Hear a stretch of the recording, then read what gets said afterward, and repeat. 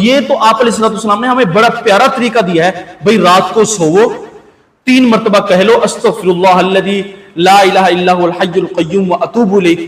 جو بندہ 3 مرتبہ آپ علیہ السلام نے فرمایا رات کو سوتے وقت، سونے سے پہلے استغفر اللہ الذی لا الہ الا هو الحی القیوم واتوب الیہ 3 مرتبہ کہے گا، اللہ پاک اس کے سارے گناہوں کو معاف کر دیں گے۔ لیکن یہ ہے کہ انسان اپنے گناہوں کو یاد تو کرے، اپنے ساتھ لڑے، اپنے ضمیر کے ساتھ لڑے کہ میری زندگی کیسی ہے، میرے اعمال کیسے ہیں، میں کیسی زندگی گزارتا ہوں۔ لوگوں کو نہ دیکھے، ٹھیک ہے بھی، لوگوں کو نہ دیکھے کہ کون نیک ہے کون بد ہے، اپنے ساتھ معاملہ رکھے کہ میں کتنا نیک ہوں کتنا بد ہوں۔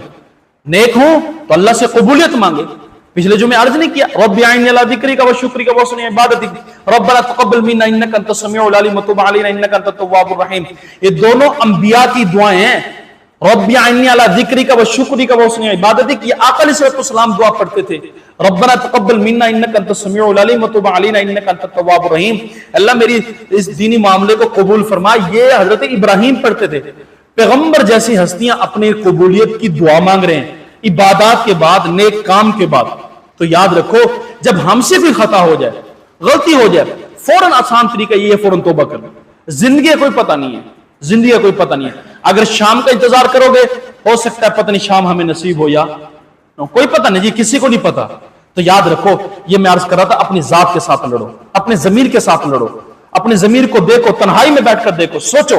الگ بیٹھے ہیں اللہ کے گھر میں آگے ہیں، خدا آپ اللہ کے گھر میں بیٹھ کر تنہائی میں چپ کر کے بیٹھے رہے اور پھر سوچتے رہو کہ میں کتنا نیک ہوں کتنا بد ہوں، کتنا نیک ہوں کتنا بد ہوں۔ اپنے ضمیر کو سوچ، اگر غلطی ہیں تو اللہ کے سامنے جھولی پھیلا دے، یا اللہ میرے گناہوں کو معاف کر دے، تیرا احسان ہوگا، نیکی کی توفیق ملے، اللہ اس نیکی کو اپنی بارگاہ میں قبول کر دے۔ یاد رکھو ایک نیکی بھی اللہ کے ہاں قبول ہوگی، کمال کی بات ہے، کمال کی بات ہے۔ لیکن مسلمان وہی ہے جو ہر حال میں اللہ کا خوف رکھے، مسلمان وہی ہے جو ہر حال میں اللہ کا خوف رکھے، اپنے اوپر اللہ کا خوف طاری رکھے، اللہ سے ہر حال میں ڈرتا رہے۔ یہ ہے اسلام کی حقانیت، یعنی مسلمان ہونے کی حقانیت، ہر حال میں اللہ کے ذات سے ڈرے۔